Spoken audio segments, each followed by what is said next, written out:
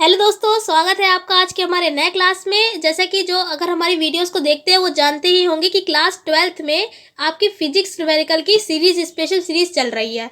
अगर जो हमारी वीडियो को आज पहली बार देख रहे हैं उनके लिए बता देते हैं, क्लास 12th में फिजिक्स की न्यूमेरिकल की अलग से सीरीज चल रही है और उसकी अलग से प्लेलिस्ट बना दी गई है। और ये न्यूमेरिकल जो भी आपको बताए जा रहे हैं ये मोस्ट इंपॉर्टेंट है, हर साल एग्जाम में आते हैं। अगर आपको बिलीव ना हो तो आप अपने सेट में जो भी आपका अगर अनसॉल्व पेपर है अगर आपके पास, या अगर आपके पास मॉडल पेपर है तो आप उसमें चेक कर सकते हैं। ये न्यूमेरिकल आते ही आते हैं, भरोसेमंद न्यूमेरिकल है, हमेशा आपके एग्जाम में पूछे ही जाते हैं। इसलिए आपको यही बात बता सकते हैं कि आप इन न्यूमेरिकल को जो भी हम आपको बता रहे हैं उनको अच्छे तरह से प्रिपेयर कर ले। हम आपको 3 चैप्टर्स के करा चुके हैं। आज आपके लिए चैप्टर हम लेकर आए हैं अर्धचालक, संधि, डायोड तथा ट्रांजिस्टर। ये आपका फिजिक्स का सेकंड पेपर का चैप्टर है। चैप्टर का नेम क्या है? अर्धचालक, संधि, डायोड तथा ट्रांजिस्टर। अगर आपने ये पढ़ा है चैप्टर तो आपको ये चैप्टर बहुत अच्छी तरीके से समझ में आने वाला है इसके न्यूमेरिकल। और अगर नहीं भी पढ़ा है तो भी आपको समझ में सब आएगा। हम आपको एक एक चीज़ अच्छे से बताएंगे। जो भी अगर आपका आई भी लिखा है, कोई भी आपका सिंबल लिखा है, उसके बारे में आपको अच्छे तरीके से बता देंगे कि इसको हम कहते क्या है, जिससे कि आप इसके न्यूमेरिकल जो है वो अच्छे से लगा सकें। ठीक है, तो यहाँ पर देखिए फॉर्मूले आपको आज की क्लास में हम बताने वाले हैं जिससे कि आप इन सवालों को अच्छे से लगा सकें। चलिए बताते हैं आपको इसके फॉर्मूले। पहला फॉर्मूला यहाँ पर है, यहाँ पर देखिए हमने डायरेक्ट फॉर्मूले लिख रखे हैं। तो यहाँ पर आप क्या करें, आप इस तरीके से डायरेक्ट ना लिखें। अगर आपको पता है तो आप इस तरीके से डायरेक्ट लिख सकते हैं, लेकिन अगर आपको नहीं पता है तो आप जो हम आपको बता रहे हैं हिंदी में तो आप उसकी हिंदी भी लिखते रहें जिससे कि आप भूलें ना। तो पहला फॉर्मूला यहाँ पर है आई ई बराबर आई बी प्लस आई सी। ये आपका फॉर्मूला है, क्या है? आई ई बराबर आई बी प्लस आई सी। ये आप ट्रांजिस्टर में पढ़ेंगे इस फॉर्मूले को। तो यहाँ पर देखिए आई ई, आई बी और आई सी क्या है, ये आपको इससे थोड़ी जान पहचान करा देते हैं। ये है क्या? देखिए यहाँ पर आई तो धारा है। आई क्या है? धारा। इस चैप्टर में आई आपको कहीं पर भी दिखेगा तो आप इसको क्या पढ़ेंगे? धारा पढ़ेंगे। ठीक है, अब ई क्या है? ई यहाँ पर है एमीटर। ई क्या है आपका? एमीटर। और अगर हम आपको इसको हिंदी में बताएं तो ई क्या है? उत्सर्जक है। क्या है? ई उत्सर्जक। आप अगर इंग्लिश में ना याद रखें, इंग्लिश में आप इसको बोलते हैं एमीटर, और एमीटर यानी कि उत्सर्जक, इसलिए इसको ई से लिखते हैं। तो यहाँ पर आई ई का मतलब क्या हो जाएगा? उत्सर्जक धारा। आई ई का मतलब उत्सर्जक धारा। तो आप ये फॉर्मूला लिखें और नीचे अगर नहीं पता है तो आप जहाँ करके लिख सकते हैं कि आई ई क्या है? उत्सर्जक धारा। क्या है? उत्सर्जक धारा। अब आई बी क्या है? आई बी भी बता देते हैं। आई क्या है? धारा है। और बी का मतलब होता है बेस। बी का मतलब क्या होता है? बेस। और बेस को हिंदी में बोलते हैं हम आधार। तो आई बी का मतलब क्या हो जाएगा? आधार धारा। क्या हो जाएगा? बी का मतलब आधार और आई का मतलब धारा, तो इसका नाम हो जाएगा आधार धारा। आधार धारा। अब यहाँ पर देखिए आई सी का मतलब होता है, ये भी आपको बता देते हैं, सी फॉर होता है कलेक्टर। सी फॉर कलेक्टर होता है। फिर से यहाँ पर देखिए सी फॉर होता है कलेक्टर, इंग्लिश में बोलते हैं कलेक्टर। और कलेक्टर को हिंदी में लिखते हैं संग्राहक। संग्राहक। कलेक्टर को किससे लिखते? संग्राहक। कलेक्टर को क्या बोलते हैं हिंदी में हम? संग्राहक। तो आई सी का मतलब क्या हो जाएगा? संग्राहक धारा। आई होप आपको ये फॉर्मूला समझ में आ गया होगा। क्या है? आई ई बराबर आई बी प्लस आई सी।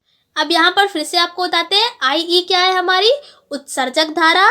आई बी क्या है? आधार धारा। और आई सी क्या है? आपकी संग्राहक धारा है। ई फॉर एमीटर यानी कि उत्सर्जक, बी फॉर यहाँ पर बेस यानी कि आधार, और सी फॉर कलेक्टर यानी कि यहाँ पर आप क्या बोलेंगे इसको? संग्राहक। और आई क्या है? धारा। तो यहाँ पर आपको बता दिया है उत्सर्जक धारा, आधार धारा और संग्राहक धारा। जब आपको यहाँ पर कोई 2 वैल्यू दे दी गई होगी, एक आपसे पूछी जाएगी, तो आप इस फॉर्मूले का यूज़ करेंगे। अब यहाँ पर अगला फॉर्मूला देखिए, अगला लिखा है धारा लाभ का। धारा लाभ को लिखते हैं अल्फा से। तो अल्फा बराबर होता है डेल्टा आई सी अपॉन में आई ई। आपको बता चुके हैं आई सी क्या है? सी यहाँ पर क्या? कलेक्टर यानी कि संग्राहक। तो आई सी क्या है? संग्राहक धारा। आई ई का मतलब है यहाँ पर उत्सर्जक धारा। यहाँ पर आप छोटे लेटर से लिखें या बड़े से लिखें, ये मैटर नहीं करता है। ई का मतलब यहाँ पर एमीटर ही है, यानी कि उत्सर्जक ही है। तो IE क्या है, उत्सर्जक धारा, और IC क्या है यहाँ पर, संग्राहक धारा। अब यहाँ पर डेल्टा लिखा है, डेल्टा का मतलब होता है परिवर्तन, यानी जब परिवर्तन दे रखा होगा तो आप ये फॉर्मूला यूज़ करेंगे। अल्फा का मतलब धारा लाभ, जब भी आपको धारा लाभ निकालना होगा तो आप इस फॉर्मूले का यूज़ करेंगे। अब यहाँ पर जो हमने दूसरा फॉर्मूला लिखा है ये भी धारा लाभ का है, लेकिन हम इसको लिखते हैं बीटा से, और इसका फॉर्मूला होता है, देखिए जैसे इसमें डेल्टा IC ऊपर था, ऐसे यहाँ पर भी डेल्टा IC ऊपर ही रहेगा, बस नीचे वाला चेंज हुआ है। तो यहाँ पर अगर बीटा की बात करें तो बीटा बराबर होता है delta IC upon delta IB। IB क्या है, हमारी आधार धारा है। अब आप कैसे पहचानेंगे कि ये वाला हम धारा लाभ फॉर्मूला यूज़ करेंगे या ये वाला धारा लाभ का फॉर्मूला यूज़ करें, तो इसके लिए भी आपको बता देते हैं। यहाँ पर फॉर्मूले में था, यहाँ पर अगर आपको बात बताए कि है क्या नहीं, देखिए IC भी है, IE है, दिया क्या गया नहीं है, यहाँ पर IB नहीं दे रखा है। क्या नहीं दे रखा है, IB आपको नहीं दे रखा है।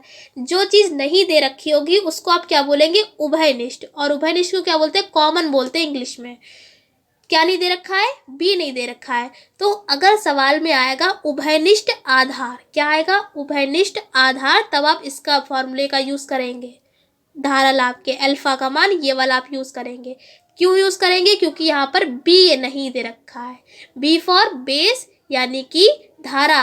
तो जब भी आपसे कहा जाएगा क्वेश्चन में कि आपसे क्वेश्चन में कहा जाएगा कि उभयनिष्ठ आधार प्रवर्धक के रूप में आप अल्फा का मान निकालिए। उभयनिष्ठ आधार, अच्छे से सुन लीजिए, उभयनिष्ठ आधार, उभयनिष्ठ का मतलब ये नहीं दे रखा है, तब आप इसका फॉर्मूले का यूज़ करेंगे।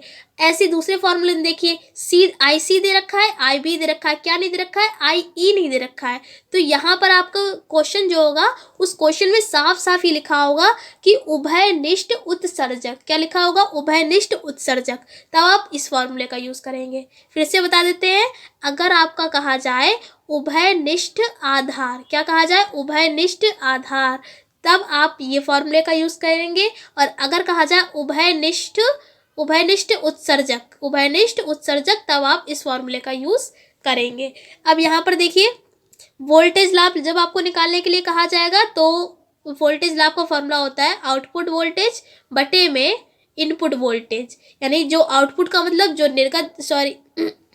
जो निर्गत धारा होती है वो आउटपुट वोल्टेज, और जो इनपुट का मतलब जो निवेशी होती है, तो आउटपुट वोल्टेज और बटे में इनपुट वोल्टेज। आप इसको आउटपुट वोल्टेज यानी कि VO और इनपुट वोल्टेज यानी कि VI इस तरीके से भी लिख सकते हैं। O यहाँ पर क्या है, आउटपुट, और I क्या है, इनपुट है। अब यहाँ पर देखिए, अगर आपको कहा जाए कि धारा लाभ, यानी कि ये भी धारा लाभ है और ये भी धारा लाभ है, और अगर अल्फा और बीटा में संबंध पूछा जाए, 1 नंबर में भी अगर आपसे पूछा जाए तो आप ये संबंध लिख देंगे। ये अल्फा और बीटा में संबंध होता है, बीटा बराबर अल्फा अपॉन में 1 माइनस अल्फा। क्या होता है, बीटा बराबर 1 माइनस, बीटा बराबर क्या होता है, अल्फा अपॉन में 1 माइनस अल्फा, ये होता है। ठीक है, ये बीटा और अल्फा में हमारा क्या होता है, रिलेशन होता है। और अगर आपसे बीटा निकालने के लिए कहा जाए सवालों में और अल्फा आपको दे रखा हो तो आप ये फॉर्मूला यूज़ करें और आपका बीटा का मान निकल जाएगा। बस इस चैप्टर में इतने ही आपके फॉर्मूले लगेंगे, बस इतने ही फॉर्मूले से आपके सारे सवाल लग जाएंगे। आज के क्लास में आपको केवल फॉर्मूले ही बताएंगे, इससे अगले क्लास में आपको इसके न्यूमेरिकल मिल जाएंगे। आशा करते हैं ये फॉर्मूले आपको समझ में आ गए होंगे। हम आपसे फिर मिलते हैं एक ऐसी क्लास के साथ, तब तक के लिए जय हिंद, जय भारत, धन्यवाद।